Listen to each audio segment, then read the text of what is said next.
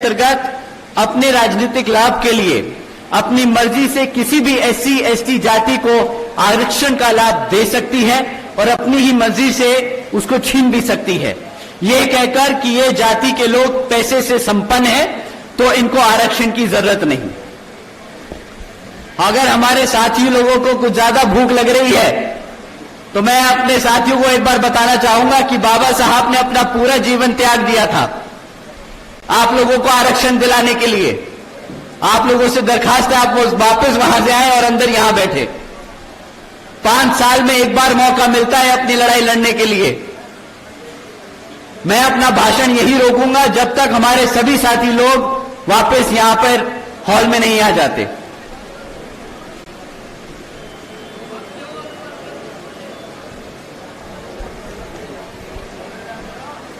साथियों, ये बात मैं आपस में जब हमारे सदस्यों के साथ मैं बैठता हूं, छोटी मीटिंगें लेता हूं, तब मैं ये उनसे हर बारी कहता हूं। वो मुझे बहुत शिकायत करते हैं कि सर है कुछ समर्थक हैं जो पद लेने तो आ जाते हैं परंतु काम नहीं करते। मैं उनसे बोलता हूं कि सर इन लोगों को आप पद देते हैं और इनसे उम्मीद करते हैं काम करे तो शायद वो अनफेयर होगा, वो वाकिफ नहीं होगा।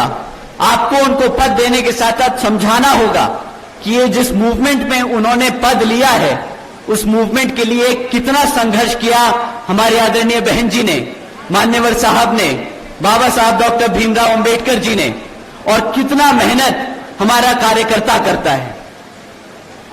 एक आदमी जो पद लेकर या पटका पहनकर गुमराह करता है या काम नहीं करता, उससे पूरे समाज में जो सभी मेहनतकश लोग हैं जो दिन रात एक करते हैं इस समाज के लिए, इस पार्टी के लिए, इस मूवमेंट के लिए, उनके साथ वो गद्दारी करते हैं। ऐसे गद्दारों के साथ हमें हाथ बटाने की जरूरत नहीं, हमें इनको आगे बढ़ाने की जरूरत नहीं। तो हम इनको आगे से इग्नोर करके चलेंगे। साथियों, मैं अपना भाषण दोबारा रिज्यूम करता हूं। मैं कह रहा था कि यहां पर राज्य सरकारों को यह ताकत दे दी इस जजमेंट ने कि वो अपनी मर्जी से किसी भी एससी एसटी जाति में से आरक्षण का लाभ देना चाहे वो दे सकती हैं। किसी भी एससी एसटी जाति से लाभ छीनना चाहती हैं आरक्षण का तो वो छीन भी सकती हैं। साथियों, आप सभी जानते हैं आरक्षण की मूल भावना प्रतिनिधित्व की है, समाज को आगे बढ़ाने की है, लेकिन इसको बार बार गरीबी हटाओ योजना बनाने की कोशिश की जाती है कि कह के कि कोई जाति ज्यादा पैसे से संपन्न हो गई तो उसको आरक्षण की जरूरत नहीं। साथियों, भाजपा और कांग्रेस ने ये सोची समझी साजिश के तहत जजमेंट पास कराकर देश से आरक्षण खत्म करने के लिए ये पहला कदम उठाया है।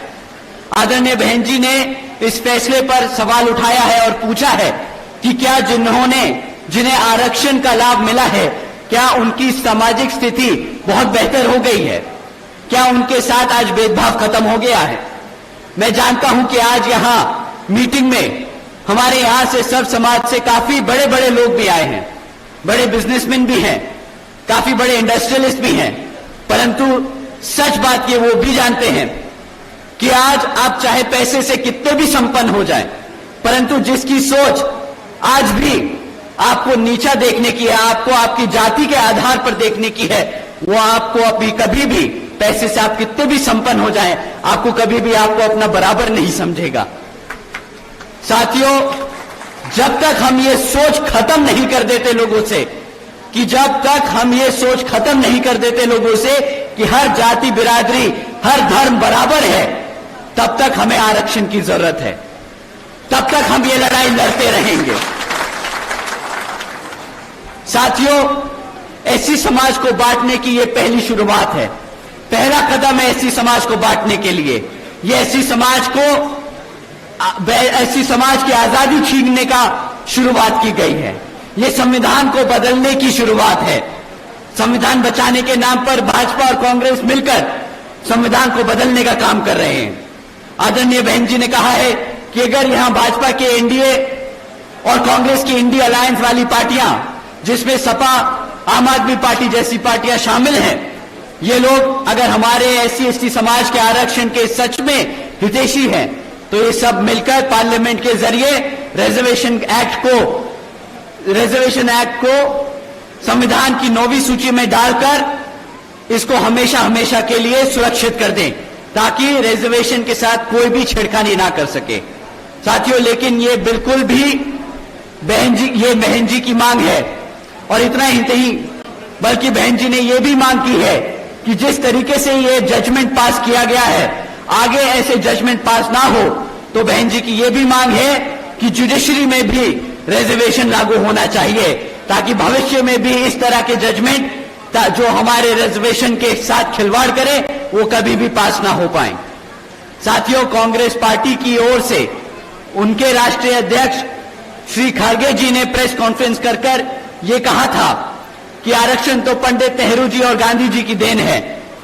पहली बात, राहुल गांधी जी कहां थे वोट मांगने के लिए? तो वो खुद संविधान की किताब दिखाकर वोट मांगते फिरे पूरे देश भर, परंतु जब संविधान के खिलाफ ऐसे जजमेंट पास हो रहे हैं तो वो पूरे मीडिया से गायब हो गए।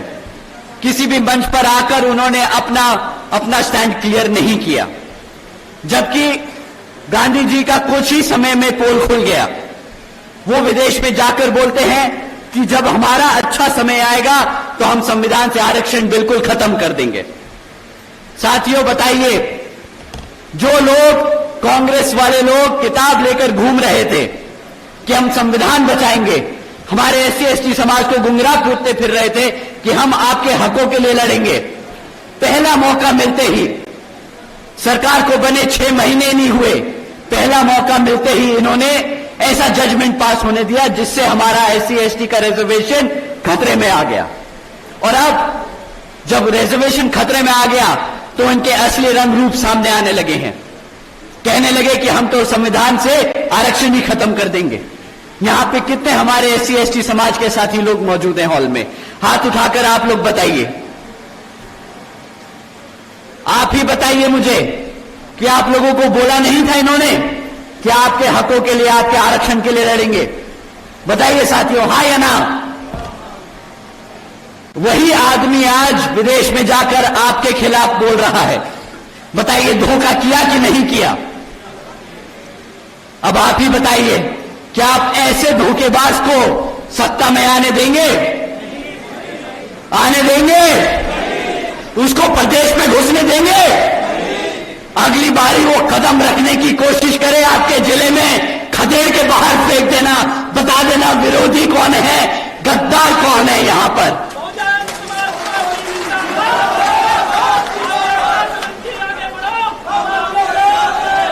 दूसरी बात साथियों, कांग्रेस के राष्ट्रीय अध्यक्ष जी एससी समाज से आते हैं, ये सब जानते हैं। वो अगर बाबा साहब के संघर्षों को नजरअंदाज कर ये कहते हैं कि भाई ये तो पंडित नेहरू जी और गांधी जी की देन है आरक्षण, वो हमारे एससी समाज को गुमराह करने का काम कर रहे हैं, बांटने का काम कर रहे हैं, तो साथियों ऐसे लोगों से भी हमें मान्यवर साहब ने ऐसे ही लोगों से मान्यवर साहब श्री काशीराम जी ने हमें इनसे संभल कर रहने को कहा था। इनफैक्ट इनके लिए तो आदरणीय मान्यवर साहब श्री काशीराम जी ने एक नाम भी दिया था, जो एससी होकर हमारे समाज को गुमराह करने का काम करते हैं। आप लोग जानते हैं उन्हें क्या कहते हैं? क्या कहते हैं? क्या कहते हैं? चमचा।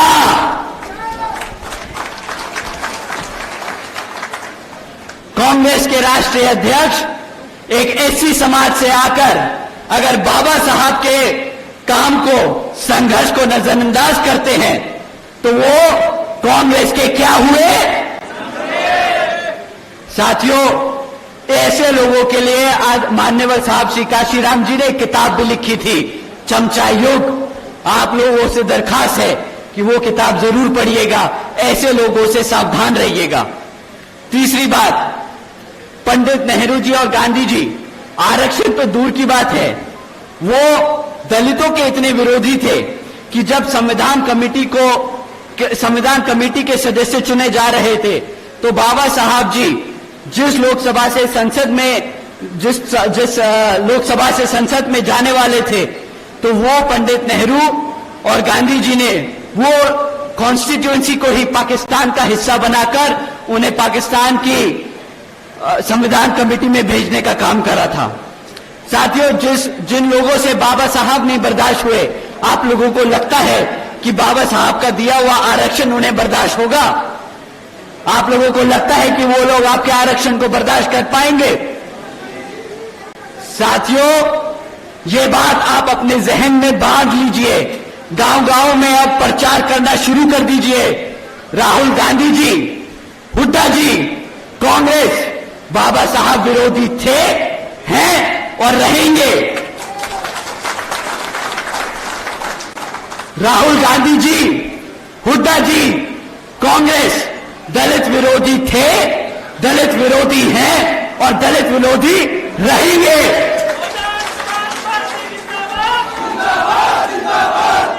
साथियों,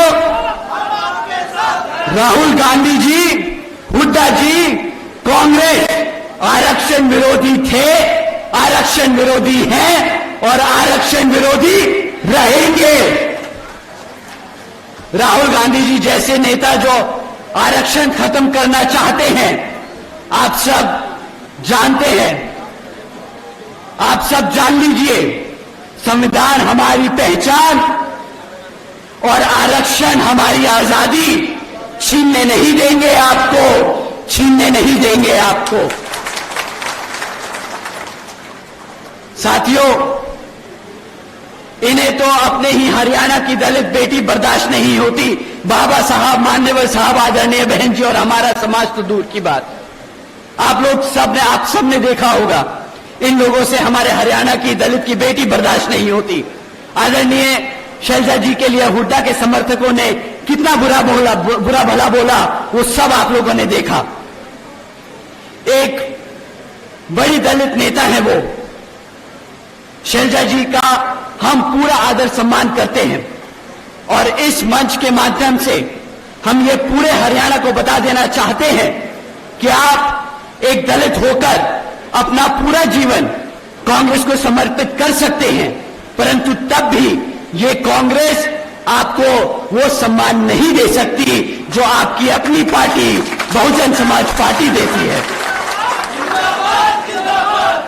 साथियों, मैं ये दोबारा दोहराऊंगा, राहुल गांधी जी, हुड्डा जी, कांग्रेस दलित विरोधी थे, दलित विरोधी हैं और दलित विरोधी ही रहेंगे। साथियों, अब मैं आप सबका ध्यान यहां विधानसभा चुनाव में होने वाले कुछ मुद्दों पर लेके आना चाहूंगा। साथियों, यहां पिछले 10 सालों से हरियाणा में भाजपा की सरकार चल रही है और अब जब चुनाव हमारे सर पर है तो ये भाजपा के लोग भी आप लोगों के बीच में आकर आपसे विभिन्न तरह के वादे करेंगे, आपसे वोट मांगने का काम करेंगे, परंतु साथियों, आपको इनसे सवाल करने होंगे। कभी भी जाति और धर्म के आधार पर मत सवाल करिएगा जो सत्ता में बैठा है। इनसे आपको मैं दरखास्त करूंगा कि आप सवाल करें इनसे, आप इनसे सवाल करें शिक्षा पे, रोजगार पे और यहां पर आसमान छूटी हुई महंगाई पे। साथियों, यहां आज इतनी बड़ी संख्या में हमारी माताएं बहनें बैठी हैं, हमारे बड़े बुजुर्ग बैठे हैं। मैं आप लोगों से पूछना चाहूंगा, आप लोग उन सबको जरूर से सुनिएगा, क्या मिला आपके बच्चों को शिक्षा के नाम पर? बीजेपी के सरकार के चलते हुए साथियों, पिछले 10 सालों में सरकार ने यहां पर 5000 से ज्यादा प्राइमरी स्कूल्स बंद करने का काम किया है। एक तरफ यहां पे पढ़ने लिखने की बच्चों की संख्या दिन पे दिन बढ़ती जा रही है और दूसरी तरफ यहां पर ये भाजपा वाले हमारे बच्चों के प्राइमरी स्कूल बंद कर रहे हैं। इतना ही नहीं साथियों, आज 2200 से ज्यादा सरकारी सीनियर सेकेंडरी स्कूल्स में 1000 से ज्यादा स्कूलों में प्रिंसिपल्स तक नहीं है। हमारे सीनियर स्कूल्स में, सीनियर सेकेंडरी स्कूल में अगर प्रिंसिपल नहीं होंगे तो हमारे बच्चों को पढ़ाएगा लिखाएगा कौन? इतना ही नहीं बल्कि 2017 से हमारे एससी एसटी ओबीसी समाज के छात्रों की जो स्कॉलरशिप का पैसा था जो सरकार से मिलता है वो भी इन लोगों ने हमारे बच्चों को नहीं दिया। साथियों, जब आपके बच्चों के स्कूल बंद कर दिए जाएंगे, जब आपके बच्चों के स्कूलों में शिक्षकों को भर्ती नहीं किया जाएगा, उनके स्कॉलरशिप का पैसा रोका जाएगा, तो आप ही बताइए क्या आपके बच्चों के भविष्य से ये खिलवाड़ होगा कि नहीं?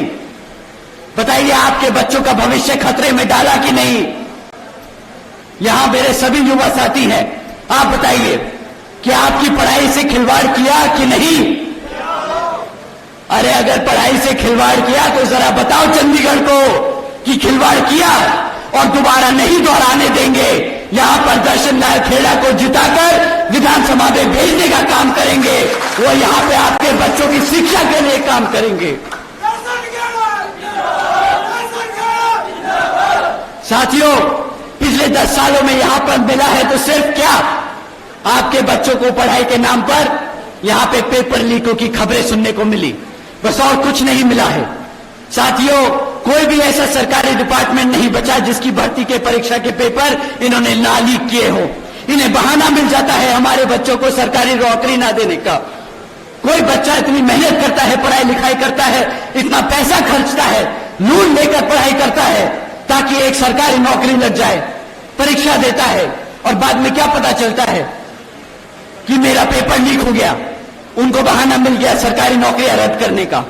कहां जाएगा हमारे समाज का बच्चा जब वो नौकरी नहीं ले सकता? आप ही बताइए। उसको उसका भविष्य छीनने का काम कर रही है ये भाजपा की सरकार के नहीं। साथियों, हकीकत तो ये है कि ये भाजपा और ये कांग्रेस दोनों ही जिम्मेदार हैं हमारे बच्चों के शिक्षा, हमारे बच्चों के भविष्य से खिलवाड़ करने के लिए। एक सत्ता में रहकर हमारे बच्चों के साथ बच्चों के भविष्य से खिलवाड़ कर रहा है तो दूसरा विपक्ष में बैठकर उसको घेरता नहीं इस मुद्दों पर। आप ही बताइए, क्या ऐसी पार्टी को दोबारा दोहराने देंगे आप? क्या ऐसी पार्टी को दोबारा सत्ता में आने देंगे आप? क्या ऐसी पार्टी को अपने विधानसभा में घुसने देंगे आप? साथियों, शिक्षा अगर अपनी सुरक्षित करनी है तो इन्हें लो बसपा के गठबंधन को जिताना है, यहां पर अपने दर्शन लाल खेड़ा जी को जिताना है। साथियों, एक तरफ इन्होंने हमारे बच्चों के स्कूल बंद किए, प्राइमरी स्कूल्स में भर्ती नहीं करी, हमारे स्कॉलरशिप का पैसा रोका, और दूसरी तरफ आदरणीय बहन कुमारी मायावती जी की योजनाएं हैं। आप जानते होंगे, अगर आप नहीं जानते तो आप जाके अपने सभी बच्चों, अपने सभी साथियों को जरूर बताइएगा। बहन जी के अपने शासनकाल के दौरान बहन जी ने 12वीं तक की शिक्षा फ्री कराने के लिए अपने बच्चों को 600 करोड़ से ज्यादा की लागत उन पे खर्चने का काम किया था। 7 लाख बच्चों को 12वीं तक की शिक्षा आदरणीय बहन जी ने फ्री में देने का काम किया पूरे प्रदेश में। यही नहीं, आदरणीय बहन जी ने 6 इंजीनियरिंग कॉलेजेस बनाए, 2 होम्योपैथिक कॉलेजेस बनाए, 24 पॉलिटेक्निक कॉलेजेस बनाए, 2 पैरामेडिकल कॉलेजेस बनाए, 6 यूनिवर्सिटीज बनाई, 200 से अधिक इंटर डिग्री कॉलेजेस बनाए, 100 से अधिक ITIs, 550 से ज्यादा हाई स्कूल और 5,500 से ज्यादा प्राइमरी स्कूल्स बनाने का काम किया। मेरे को आपको इनकी गिनती गिनवाते गिनवाते गला सूख गया। साथियों, इतना ही नहीं, हमारे सभी पिछड़े समाज से आने वाले बच्चों के लिए देश में पहली बार आदरणीय बहन जी ने इन सभी सरकारी कॉलेजेस और यूनिवर्सिटीज के हॉस्टल्स में और इनके सभी सीटों पे 27% आरक्षण की व्यवस्था तय की थी ताकि हमारे समाज के, पिछड़े समाज के बच्चों को पढ़ने लिखने का पूरा पूरा मौका मिल सके। साथियों, यही नीतियां हैं जिसके आधार पर चलकर यहां पर बसपा इनेलो की सरकार आपके बच्चों के लिए यहां पर स्कूल्स, यूनिवर्सिटीज, कॉलेजेस, स्कॉलरशिप्स और आपके बच्चों के लिए एक उज्जवल भविष्य देने का काम करेगी, जिसके लिए आपको अब अपनी कमर कस लेनी है और गांव-गांव और गली-गली में घूमकर अपने यहां प्रत्याशी श्री दर्शन लाल खेड़ा जी का प्रचार कर कर उन्हें विधानसभा जिताने का काम करना है। अब मैं आप लोगों से, अपने युवा साथियों से रोजगार के नाम पर आपसे मैं बात करना चाहूंगा। आपको सवाल उठाना है कि रोजगार के नाम पर हमारे युवा साथियों को क्या मिला। हमारी माताएं बैठी हैं, हमारी बहनें हैं, हमारे बड़े बुजुर्ग हैं। आपके सबके घर में कम से कम एक युवा होगा जो बेरोजगार घूम रहा है, बेचारा पढ़ाई लिखाई करता है। आपने अपनी मेहनत से इतना कमा दमा के लोन लेना के उस बच्चे को पढ़ाया, किस लिए?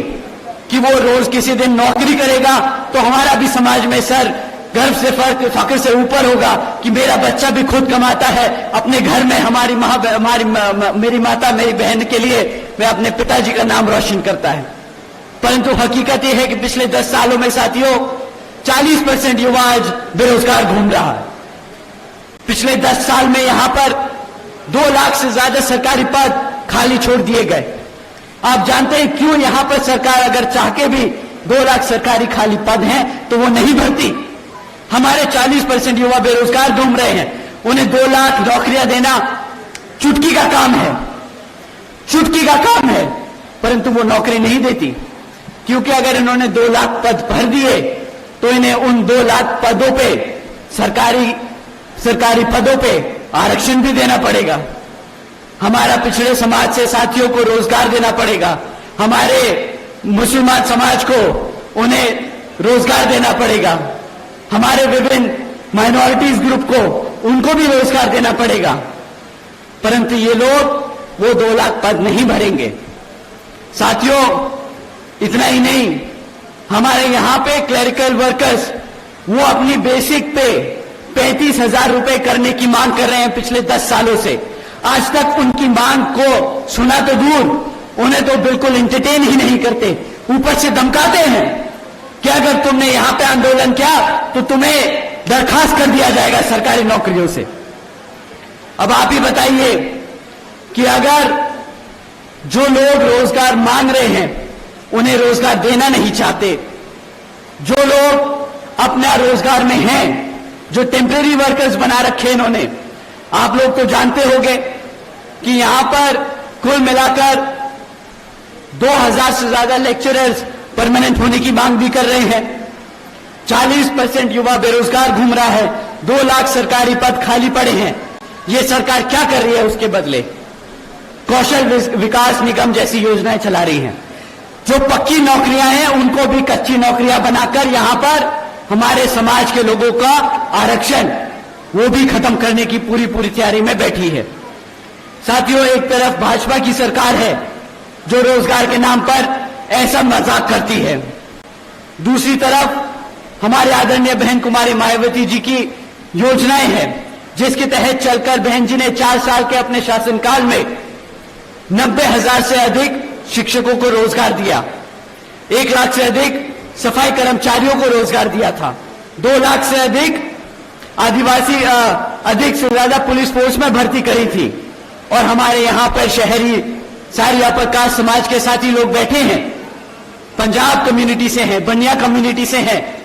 आप सबको जानकर रहनारी होगी साथियों कि आदरणीय बहन जी ने 30 लाख से अधिक हमारे अपर कास्ट समाज के कमजोर लोगों के विभिन्न साथियों को सरकारी नौकरी देने का काम किया था।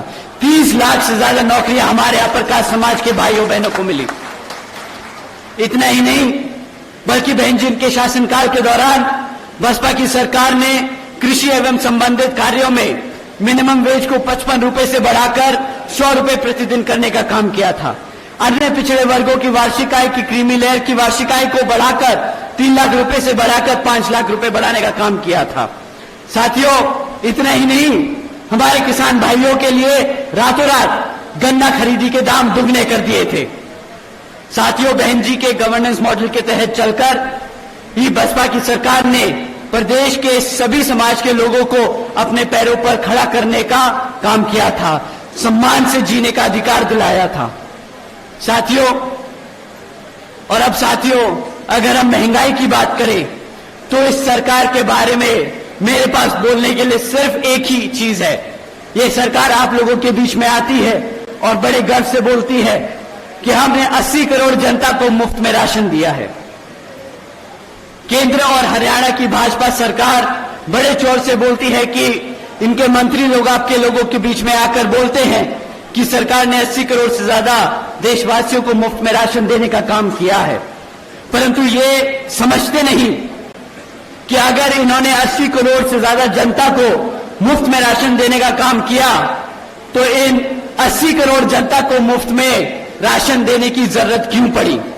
ये लोग सीधा सीधा कह रहे हैं कि आज भारत की 80 करोड़ जनता